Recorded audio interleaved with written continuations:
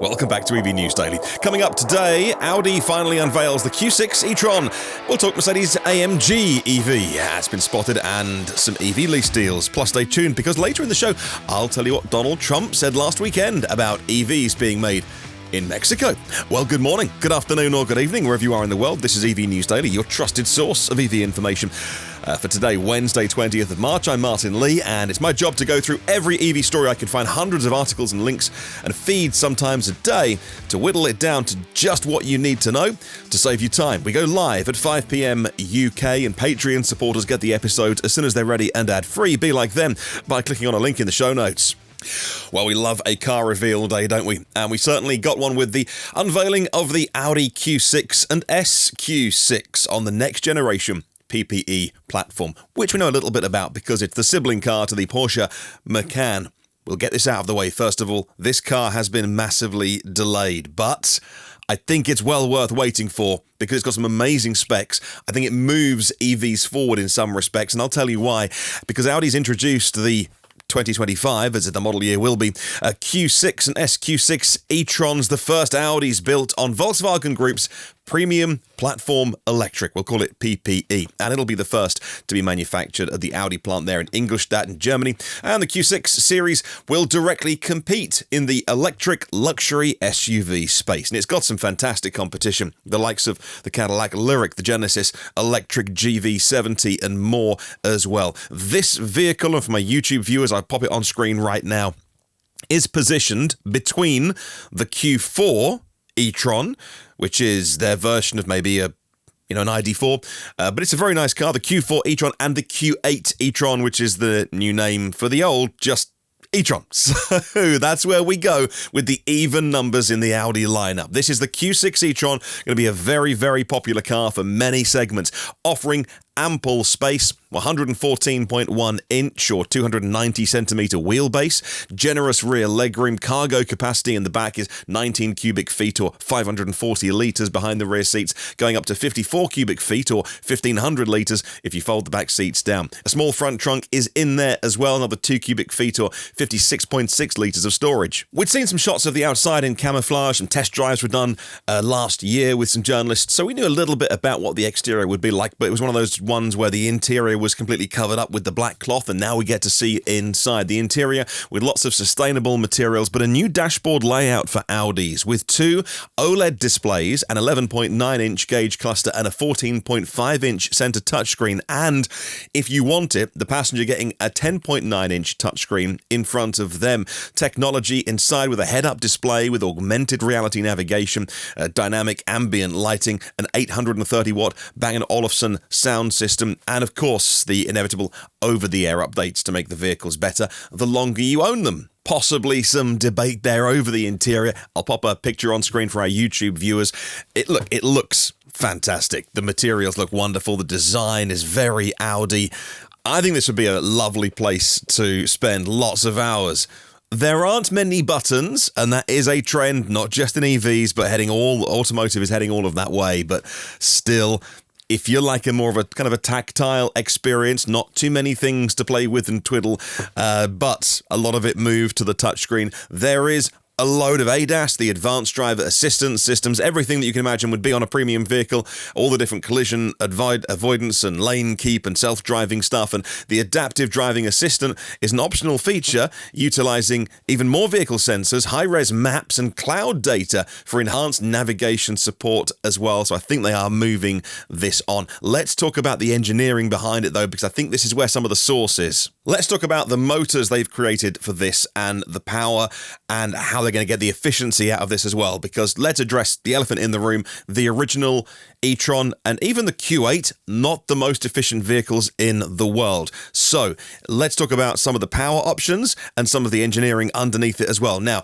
the initial US lineup will have dual motors. So of course, Audi Quattro all-wheel drive, unsurprising, they'll come with that dual motor version coming first, 422 horsepower or 446 horsepower with boost mode, and on the SQ6, 510 horsepower with boost mode. Both models accelerating 0 to 60 miles an hour in less than 5 seconds. SQ probably around 4 seconds, they say. A lithium-ion battery pack of 100 kilowatt hours. That is 94.9 kilowatt hours usable. There'll be an alternative 83 kilowatt hour battery in some markets. The design uses either 12 modules for the 94.9 kilowatt hour usable one, or 10 modules for the smaller battery to ensure balanced weight distribution, they say. So let's talk about the architecture of this. It's an 800 volt architecture for fast charging. These models can charge at rates of up to 270 kilowatts.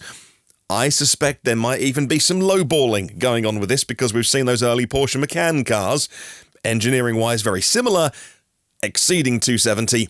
But let's say 270 for now, and I think Audi are setting our expectations a little bit lower, and they will exceed them.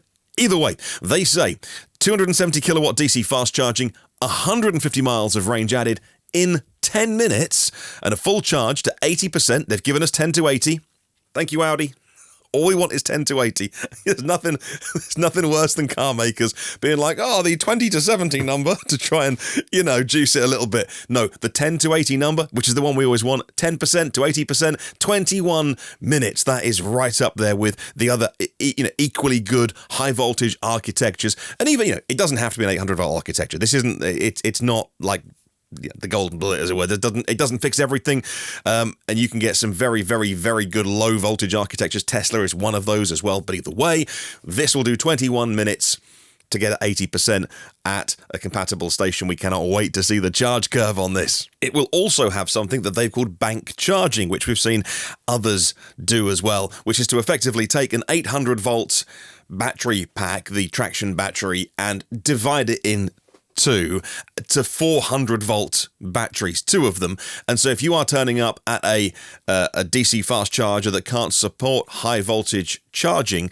and this is a way of taking that 800 volt pack, splitting it in two, and charging them in two halves to reach an identical charge level. So you balance them first, then you continue to charge them simultaneously. That enhances efficiency. They've revised the battery cell chemistry as well to support this charging capability, adjusting the ratio of nickel, cobalt, and manganese in the cells to an 8:1:1 ratio, optimizing charging performance and reducing the environmental impact by lowering the cobalt usage, they say. The battery's thermal management system is highlighted as a key innovation on the PPE platform. To condition the battery, it's always going to be around 25 degrees Celsius. Audi said yesterday that is the optimal operating temperature for the high performance they want and battery longevity as well. Let's take a look at the thermal cooling system as well, because Audi very proud of this. A new predictive thermal management system adjusting the battery's temperature in anticipation of charging needs based on the driver's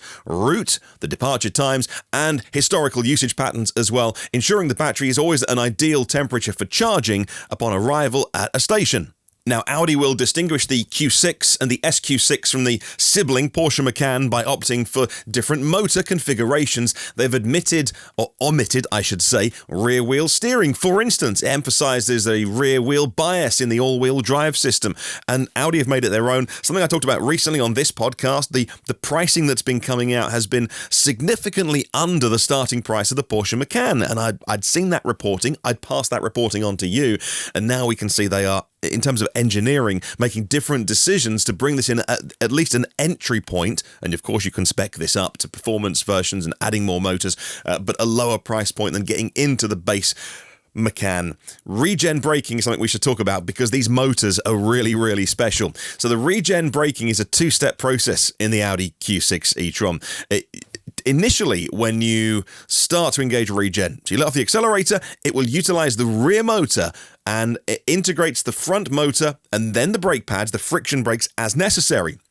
They say, but by having both motors working together, fully aligned with the friction brakes, enables 95% of braking to be achieved in their testing with no physical use of the brake pads. Regen power on these motors, 220 kilowatts. 220 kilowatts of regen power alone. That's really, really good, isn't it? And that's going to bring you to a stop, only very quickly, and recovering loads of energy. But you'll barely need to touch the brake pedal. The key is, and I always say this, the key is how that is integrated with software. And so all those fine little details, like, when you charge it to 100% before a long journey, and you jump in the car, you're kind of on autopilot, you get in the car, you drive out your driveway, you get to the end of the road, you've got to make a turn, you let off the the throttle, and you expect the car to slow down. A really well-designed EV will use friction brakes rather than just go, well, my battery's full, so I can't do regen. You're going to, you better wake up. Those little details, and I suspect this does obviously have wonderful implementations of regen, I suspect, have to try it. All those little details make the difference, but this sounds so good already. Audi's new multi-source heat pump uses all of the external air and powertrain waste heat for better thermal management, they say, heating and cooling the cabin and maintaining optimal battery temperature to extend the range. Anything from minus 10 degrees Celsius to about plus 20. This is in its real sweet spot, they say. And the engineering behind this, on the platform itself, you can probably tell I'm a little bit excited about how this moves, not just EVs forward, but Volkswagen Group and Audi and Porsche and things to be proud of that they're doing, not necessarily that have never been done before, but bringing it all together in a package, and a brand like Audi that I think is going to exceed so many expectations. I'm really excited about this vehicle. I think it looks so cool. We'll finish off with a quick mention for some of the exterior features and some of the tech now that I've gone through the engineering of it. Let's talk Audi lighting, because they're really proud of this. It has an innovative front LED lighting technology that features 61 individual segments for customizable DRLs, daytime running graphics. So if you want to design your own daytime running lights, you can do. How cool is that? But this new technology also enhances visibility and safety, of course. Up front, these new lights look like they are going to be so much fun for you to play with, for you to customize, but also when you see them, it's going to be so distinctively this new Audi technology. Up front, it looks cool. Out the back, the rear lights use OLED technology with 3 panels, each containing 60 segments, and the rear lights as well can display various lighting graphics to alert other drivers to perhaps a hazard in the road, or even the use of the car's semi-autonomous modes in the future. With more autonomy, we are going to need to have better ways of knowing which cars perhaps might be on their level 3 self-driving technology, or which cars might be driving themselves, actually. And so you can pay attention to that. And this is, I guess, one implementation that we could do with that. Inside, it runs Android, an Android-based operating system. Very streamlined, very user-friendly, they say. And I can attest to that. I use Android in the Polestar, and if it is a similar kind of integration, a deep level integration into the BMS and the navigation using Google Maps and things like that, it works absolutely faultlessly. Let me know what you think about these two new vehicles, the engineering underneath them, what they've done with them, the styling, and where it fits in, where Audi fits in with the rest of EV World. I'd love to hear from you. Leave a comment on the YouTube show. You can send me an email anytime. hello@evnewsdaily.com. Let's talk a little bit about Jaguar Land Rover, one of those companies that I suspect we're going to get a bit of a flood of EV announcements from over the next year or so. Jaguar Land Rover is hiring 250 new electrical engineers to support their development of EVs, including the Range Rover, which comes out this year. The new Range Rover Velar looks a little bit special, actually. That's the first one that's coming. Part of a wider recruitment drive backed by JLR's £15 billion Reimagine strategy. The new hires based in the UK at Gaydon. That's the engineering centre, and the Whiteley Future Energy Lab, where 40 roles are being created. As many people say, the Jaguar Land Rover are playing catch-up. The I-Pace was a very, very special, and is still a very special vehicle, but has not had as many updates as it could have done, and a little bit unloved. Their new plan is finally materializing, and these new roles are going to be working within JLR on things like battery storage, battery cell design, cell stack assemblies, and software systems for integration as well. Okay, moving on, we'll talk about BMW next, and they're teasing the Neue Klasse X concept, a date for your diary. It's not long to wait, it's tomorrow. We see an image which is very much an SUV category outline they've shown, hinting at the Neue Klasse X's silhouette, suggesting a more conventional proportion compared to the Neue Klasse C-Class's sedan. Final details we'll get to see tomorrow. We've seen this many times in recent years, especially with electric vehicles, that concept cars tend to make their way to being production cars with not too many changes compared to the old sort of combustion world of showing off a crazy concept, and even prototypes have changed a lot. But in EV world, things have been pretty true to the early versions we've seen. So tomorrow we'll see the new design from BMW, and I will bring you more of that on this podcast. Now we'll talk fellow German premium car maker Mercedes. Mercedes-AMG actually preparing for the launch of their electric vehicle. Currently undergoing winter testing in Sweden. Some official images have been provided, not spy shots, but so they've got camouflage on. The next generation Mercedes-AMG EV. We've been given a hint of it by the Vision AMG concept. Will use their AMG.EA platform.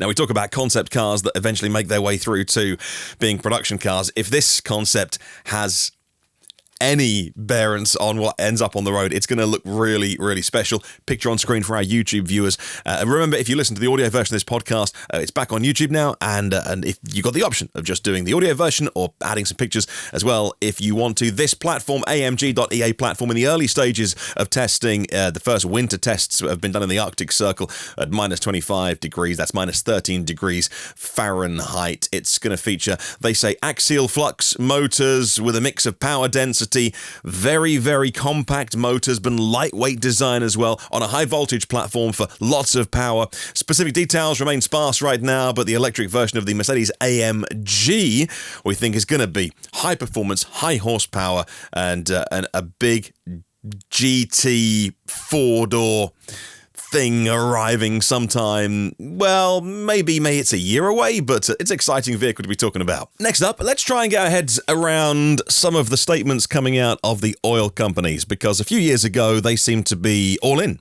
on, or at least investing in renewables, which in many cases, whether that was buying a charging network here or there, was merely a rounding error on their total budget, such as the money in oil companies. And I could never work out whether those investments were cynical or you just a bet on the future. Shell is one of those companies that made those investments and then has recently started to walk back their talk about environment and things like that. We're like, well, we'll see how we go. There's a bit of money left in, in carbons and stuff like that. But Shell will sell off 500 of its retail sites each year in 2024 and 2025 as they transition, they say, to meet the demand for electric vehicle forecourt solutions. The divestment part of their broader strategy to adapt their retail operations. They will move the focus to enhancing things in the EV charging facility space and convenience stores for customers. The company has a target to grow their public EV charging station network up to 2030. They want 200,000 chargers in their network from 54,000 right now. We're talking over here in Europe at the moment. A significant proportion of the new charging infrastructure will be developed in European regions.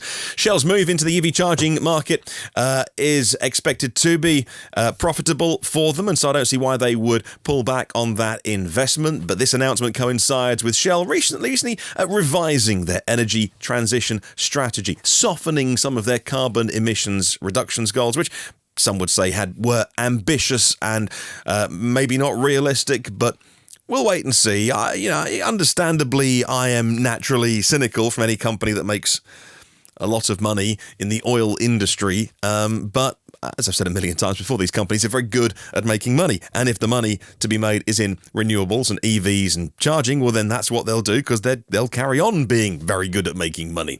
But we'll keep an eye on stories like this. Next up, a quick public service announcement for any of my listeners or viewers in the area. Minnesota residents can now receive a rebate of $2,500 for purchasing a new electric vehicle and $600 for buying a used EV. Eligibility criteria stipulate an MSRP of $55,000 or below for new EVs and used $25,000 or less. The rebate program opened applications a couple of weeks ago following some legislative efforts to address climate change change. Funding for the program is $10.6 million for the current year, and you can now start to apply for that. We'll be at $10,000 off a new EV by the time you factor in federal tax credit as well, any EVs that are eligible for that. And you come back to a vehicle like the Tesla Model Y, which as we approach the end of the month and the end of the quarter right now, there are some inventory Model Ys available now. Long range, not just rear-wheel drive. Long range, so 300 miles, loads of performance, loads of space. Say what you will about the Tesla Model Y. I think that's a very, very compelling vehicle at many price points.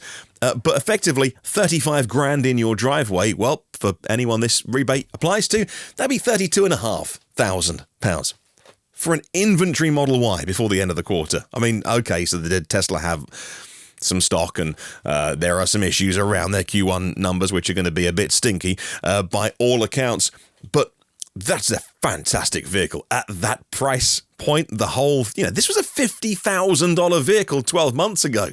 Anyway, that's my recommendation if you're in the area and you want a very good value EV. Some battery news next, and one of the big battery plants in the United States has a small speed bump to get over by the look of it. Gotion, the Chinese company, is filing a lawsuit against the Michigan Township in the area they're building the factory over a dispute. Now, work has begun on the factory. They've purchased the land and it's being cleared already of the trees. And the Chinese EV battery maker Gotion has now initiated legal action against the township in Michigan called Green Township over alleged breaches of contract for their $2.4 billion battery factory development. The lawsuit accuses the township of doing a U-turn and now retracting the commitments after a change in the board's composition, which happened at the end of last year. And those people who ended up on the new board were against the project. And central to the dispute is the construction of essential water infrastructure, which is anticipated to make 2,500 jobs in what is a rural community, and a big Chinese battery company coming in and making 2,500 high-tech, well-paid jobs in that area. It would massively change the economy locally. Here's an interesting data point I thought was interesting. The fallout over the water supply. The factory operations require 715,000 gallons. That's 2.7 million litres of water flowing through it. This article says per day. Now, I found multiple articles on this. I found one from Fox News that was particularly anti-Chinese. This one from the fantastic publication Automotive News. And that's an enormous number for water usage per day. So I'm going to go away and do some more research on this. But I'm not surprised that a few local people have gone, hey, hang on a minute. That's a big deal. But I guess one of countless data points in terms of what needs to be done to build these huge facilities, despite the economic benefits that I'm sure, in this case, will probably transform that rural area, the impact they have on the environment as well.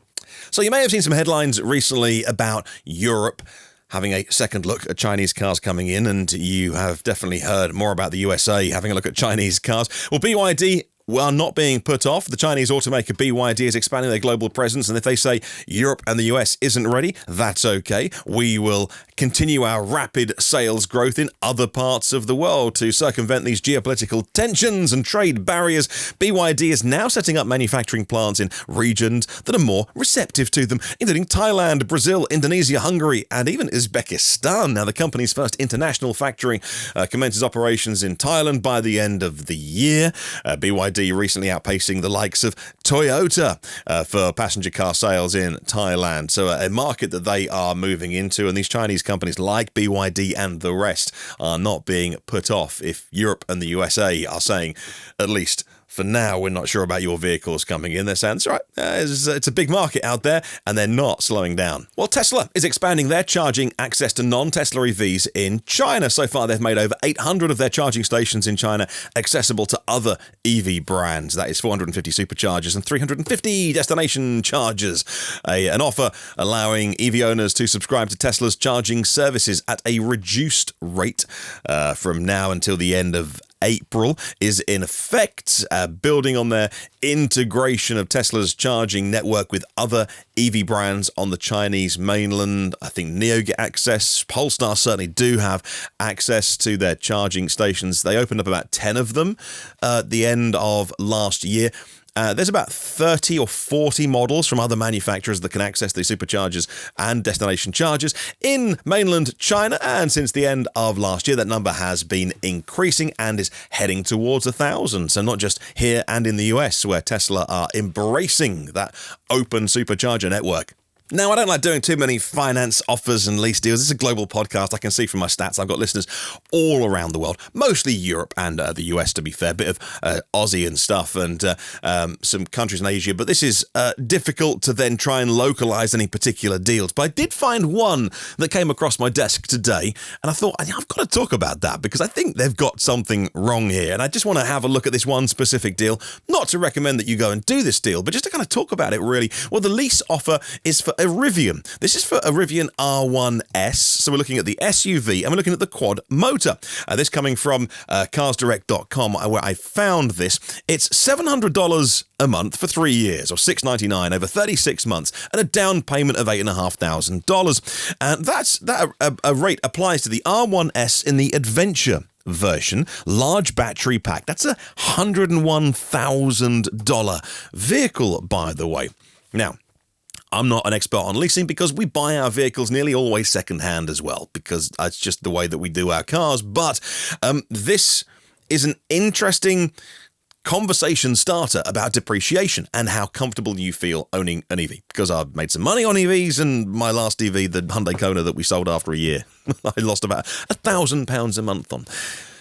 Still stinks. Anyway, with 835 horsepower, the quad motor version of the Rivian R1S is so much more powerful than the dual motor 533 horsepower. Range goes from 270 miles to 321 miles. And if you calculate the lease cost without taxes and any additional fees, it's about $938 per month for this, which again, I'm not pretending is not a huge amount of money, but it's only a little more than the dual motor version, which is $876 a month. So for less than $1,000 a month, you get one of the finest electric vehicles on sale anywhere in the world.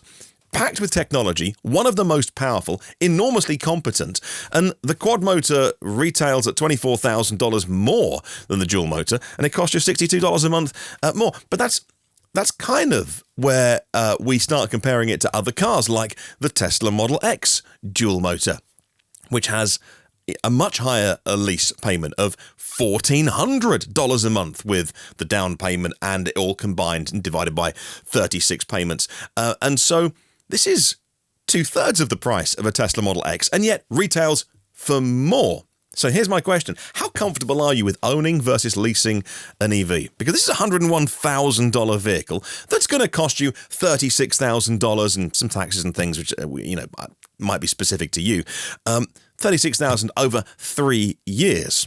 Can this lease company then sell that Rivian for $65,000 in 3 years' time? Or will this vehicle be hit, like so many vehicles have been hit, with this huge depreciation around EVs? Because, let's face it, we were living in strange times where people were buying Teslas, driving them for a year, selling them for more than they bought them for. We saw hire companies. Look at Hertz. The CEO of Hertz just lost their job. I can't say that they were fired, but they have left their job because of this failed bet on EV residuals, which we saw coming because we knew supply and demand was rebalancing. And so, fascinating to think about. I think, you would probably lose more than 36 grand on this vehicle if you owned it. Anyway, not recommending that you start leasing vehicles, but either way, thought I'd bring it up. Let's finish off, and I'm afraid once again EVs have been dragged into politics.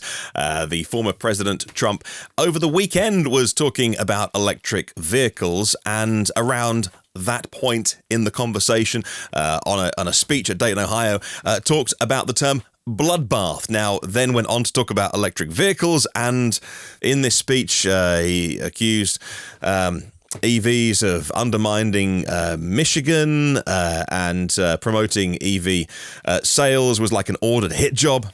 Because of that, here's my point. Because of that, and I've given you all the context first, and you do with that what you will. Because of all of that, the actual bit that I found interesting, and not that I have a habit of sitting down and watching too many Trump speeches, but this was interesting because he also talked about EVs made in Mexico from companies owned by Chinese parent companies, and saying that if he's elected, he will implement a 100% tariff on vehicles made in Mexico if they have Chinese ownership. Comes alongside his previous promise of adding a 60% tariff on Chinese goods and Mexican-made goods as well. Not just EVs, Mexican-made goods, which some analysis says would be less good for the United States, but this isn't an economics podcast by any means. And you will understand, I'm sure, you will understand why that inflammatory language was picked up upon, and that's what the news cycle hit. But actually, what I found more interesting was there's a chance that depending on how November goes, these Chinese companies that are making big bets in Mexico to make their electric vehicles there and get them into the US, although they're all saying, that's not the plan, we're making them for Mexico. I don't believe that for a minute. But either way, maybe I'm just cynical. That this would be a way of stopping that and 100% tariffs on those vehicles, which nobody really picked up on because, for obvious reasons. Well, thank you so much for listening today and watching the podcast. Always amazing to read the comments and to have that conversation with you after the show. You can, if you want to, get the podcast, the audio version. It's free. There's a couple of ads in there sometimes, not always, depending on where you live and your IP address, but it really helps pay the bills for me. But really, I totally rely on the amazing Patreon legends who support this show. You can do that at patreon.com/evnewsdaily. A daily mention for our premium partners: Porsche of the Village in Cincinnati, Audi of Cincinnati East, Volvo Cars of Cincinnati East, National Car Charging on the US mainland and Aloha Charge in Hawaii, Derek Riley from Nevo.ie and the Nevo EV Review Ireland YouTube channel. Derek's on fire right now. How does he get the time to review all these cars? Go check out the channel. Octopus Electroverse, global public charging made simple with one app and one map, and Lease Plan Electric Moments. All the tools and guidance EV drivers need. Have a good and see you tomorrow. And remember, there is no such thing as a self-charging hybrid.